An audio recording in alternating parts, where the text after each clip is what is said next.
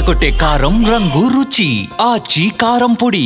తెలంగాణ రాజకీయాల్లో phone tapping వ్యవహారం మరోసారి ప్రకంపనలు సృష్టిస్తోంది. ఈ కేసులో విచారణకు హాజరు కావాలంటూ సిట్ నోటీసులు ఇచ్చింది. బీఆర్ఎస్ వర్కింగ్ ప్రెసిడెంట్ కేటీఆర్ విచారణకు హాజరయ్యారు. సిట్ ఆఫీసులోకి వెళ్లే ముందు తెలంగాణ భవన్లో పార్టీ శ్రేణులను ఉద్దేశించి కేటీఆర్ ఆవేశపూరితంగా మాట్లాడారు. మేము కేసీఆర్ శిష్యులం, ఉద్యమ గడ్డపై పుట్టిన సైనికులం, ఇలాంటి నోటీసులకు బెదిరింపులకు భయపడే ప్రసక్తే లేదంటూ కాంగ్రెస్ ప్రభుత్వంపై విరుచుకుపడ్డారు. ముఖ్యంగా సీఎం రేవంత్ రెడ్డి లక్ష్యంగా కేటీఆర్ చేసిన వ్యాఖ్యలు ప్రస్తుతం హాట్ టాపిక్ గా మారాయి. కేసీఆర్ గారి ఆశీర్వాదంతో నాకు మంత్రి పదవిలో పనిచేసే అవకాశం కూడా వచ్చింది. 10 ఏళ్లు కేసీఆర్ గారి నాయకత్వంలో అనుక్షణం తెలంగాణ రాష్ట్రం కోసం, తెలంగాణ రాష్ట్ర అభివృద్ధి కోసం వివిధ హోదాల్లో పరిశ్రమల శాఖ మంత్రిగా, టెక్నాలజీ రంగానికి మంత్రిగా, అట్లాగే మున్సిపల్ వ్యవహారాల మంత్రిగా అనుక్షణం ప్రజల కోసం పనిచేశాం తప్ప, రాష్ట్రం కోసం పనిచేశాం తప్ప ఎన్నడూ కూడా తప్పుడు పనులు పొరపాటును కూడా చేయలేదు. మా కేసీఆర్ గారు ఎప్పుడు ఒకటి చెప్తా ఉంటారు, రాజకీయం అనేది గేమ్ కాదు, మనకు సంబంధించినంత వరకు మనం తెచ్చిన ఈ రాష్ట్రంలో మనకు ఒక టాస్క్ అని. అంతే నిబద్ధతతో 10 ఏళ్ళు చాలా సిన్సియర్గా రాష్ట్రం కోసం పనిచేశాం. అన్ని రకాలుగా మా నియోజకవర్గాలను ఎట్లా బాగు చేయాలి, మా జిల్లాలు ఎట్లా బాగు చేయాలి, మన పల్లెలు ఎట్లా బాగుండాలి, ఏ టాస్క్ మాకు మా నాయకుడు ఇస్తే, ప్రజలు ఇస్తే దాని నిబద్ధతతో తెలంగాణని గొప్పగా తీర్చిదిద్దేదానికి తాపత్రయపడుతూ అందరం కూడా సమిష్టిగా పనిచేసినాం. ఏళ్లలో కేసీఆర్ గారి నాయకత్వంలో పరిశ్రమల శాఖ, ఐటీ శాఖ, మున్సిపల్ శాఖ మంత్రిగా తెలంగాణ అభివృద్ధి కోసం పరితపించాం చెప్పారు ఆయన. మనం ఇప్పుడే విన్నాం. రాజకీయాలను ఒక గేమ్ లా కాకుండా టాస్క్ లా భావించి నిబద్ధతతో పనిచేశామని చెప్పాం. మేము ఎప్పుడూ ప్రత్యర్థుల కుటుంబాలని రాజకీయాల్లోకి విధంగా లాగలా, వారి పిల్లల మీద బురద జల్లి హింసించే చిల్లర పనులు కూడా చేయలేదని కేటీఆర్ చాలా స్పష్టంగా తెలియజేశారు. అయితే గత 7-8 ఏళ్లుగా నాపై తీవ్రమైన క్యారెక్టర్ అసోసియేషన్ జరుగుతోంది. ఒక పిచ్చి కుక్కగా ముద్ర వేసేందుకు కుట్రలు చేస్తున్నారు. లేనిపోని డ్రగ్స్ ఆరోపణలు, హీరోయిన్లతో సంబంధాలంటూ వార్తలు రాసి నన్ను మాత్రమే కాకుండా నా పిల్లల్ని, కుటుంబాన్ని తీవ్ర మానసిక క్షోభకు గురి చేశారు.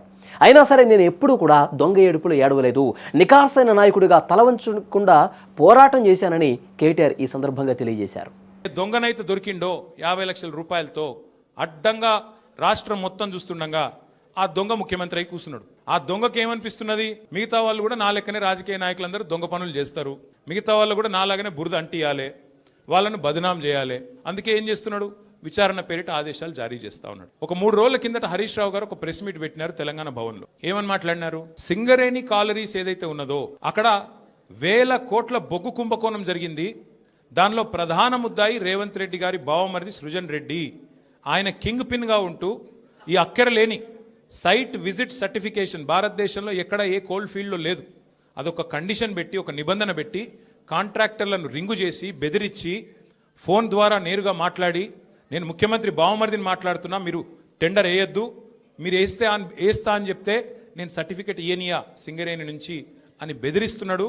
బెదిరించి ఈ మొత్తం స్కామ్ చేసింది రేవంత్ రెడ్డి గారి బావమరిది అని హరీష్ రావు గారు ఆధారాలతో సహా, ఎట్లా మా గవర్నమెంట్లో మైనస్ టెండర్లు పోతుండే, ఎట్లా కాంగ్రెస్ రాగానే ఈ నిబంధన పెట్టడం వల్ల +22% +14% టెండర్లు ఎట్లా పోతున్నాయి, ప్రజాధనం ఎట్లా కొల్లగొడుతున్నారు, సింగరేణితో ముఖ్యమంత్రి గారు ఎట్లా ఫుట్బాల్ ఆడుతున్నారు, సింగరేణి సంస్థని తన కామధేనువుగా ఎట్లా మార్చుకున్నారు, ఇవన్నీ వివరంగా చెప్పినారు. ఉదయం చెప్పంగానే సాయంత్రం వరకు మేము ఎదురు చూస్తూ ఉన్నాం. ఎవరన్నా ఒక మంత్రి, ఎవరన్నా ఒక బాధ్యుడు స్పందిస్తాడేమో. పోనీ కేంద్ర బొగ్గు శాఖ మంత్రి మన రాష్ట్రం నుంచే ఉన్నాడు కిషన్ రెడ్డి గారు, వారి ప్రభుత్వానికి కూడా సింగరేణిలో 49% వాటా ఉంది. కనీసం ఆయనన్నా, మరి కేంద్ర బొగ్గు మంత్రి కాబట్టి ఆయనన్నా స్పందిస్తాడేమో, ఈ దొంగలను పట్టుకుంటాడేమో. మోడీ గారు ఊకు అంటుంటారు కాంగ్రెస్ అంటేనే స్కామ్ గ్రేస్ అని, మరి మోడీ గారి ప్రభుత్వం ఏమైనా స్పందిస్తుందేమో అని చూసినాం. కానీ సాయంత్రం వరకు ఏం చేస్తారు, హరీష్ రావు గారికి సిట్ నోటీస్. అది అయిపోయింది, అదో డ్రామా ఒక రోజంతా నడిపినరు. హరీష్ రావు గారు లోపల పోయినరు, ఉల్టా క్వశ్చన్లు వాళ్ళనే అడిగిండు, వాళ్ళకి ఏం చెప్పాలన్నా తెలియలేదు, నీళ్ళు నమ్మలేరు, అయిపోయింది. ఇప్పుడు మళ్ళా ఇక డైలీ సీరియల్, అదే సీరియల్ ఉంటుంది కార్తీక దీపం అని, మనసు మమత, ఆ టైప్లో మళ్ళీ ఈరోజు నాకు 2015లో 50 లక్షల నోట్ల గట్టలతో అడ్డంగా దొరికిపోయిన దొంగ ఈరోజు రాష్ట్రానికి ముఖ్యమంత్రి కూర్చున్నాడు. తను దొంగ కాబట్టి రాజకీయ నాయకులందరూ తనలాగే దొంగ పనులు చేస్తారని భ్రమపడతా ఉన్నాడు ఆయన. అందుకే విచారణల పేరిట విధంగా డ్రామాలు జరుగుతూ ఉన్నాడు, బదనాం చేస్తూ ఉన్నాడు. ప్రభుత్వం చేస్తున్న అవినీతిని మేము బయట పెడుతుంటే తట్టుకోలేక ఈ విధంగా సిట్టు నోటీసుల డ్రామా ఆడుతున్నాడంటూ ఆయన ఆరోపించారు. పక్కా ఈ కేసు ఇంతటితో మేము వదిలిపెట్టాం. నా క్యారెక్టర్ అసాసినేషన్కి బాధ్యులైన రేవంత్ రెడ్డిని, ఆయన తొత్తులుగా పనిచేస్తున్న పోలీసులు కొంతమంది, అందరినీ కాదు, కొంతమంది పోలీసులు ఎవరైతే ఉన్నారో ఆయన తొత్తులుగా, ఆయన అడుగులకు మడుగులతో పనిచేస్తున్నారో వాళ్ళని నేను కూడా వదిలిపెట్టను. ఎందుకు వదిలిపెట్టను, ఎందుకంటే నా వ్యక్తిత్వం హననం చేస్తూ ఉన్నారు. లేని లింకులు అంటగట్టి లేని రంకులు అంటగట్టి నాకు ఇష్టం ఉన్నట్టు ఎవరెవరు యాక్టర్లకు లింకులు పెట్టి చిల్లర రాజకీయం ఏదైతే చేస్తున్నారో ఈ విషయంలో నేను మాత్రం వదిలిపెట్టను. మీరేదో ఇవాళ ముఖ్యమంత్రి హార్వర్డ్కి పోయిండు, ఆడ వచ్చిరాని ఇంగ్లీష్లో ఏం నేర్చుకుంటుండో ఏం తెచ్చిండో కానీ ఆయన వచ్చే వరకు టైంపాస్ చేద్దాము అని చెప్పి మీరు డ్రామా చేస్తున్నారు, మాకు తెలుసు. ధారావాహికలాగా నడుపుతా ఉన్నారు, మాకేం ఇబ్బంది లేదు. మీరు ఎన్నిసార్లు పిలిచినా వస్తాం.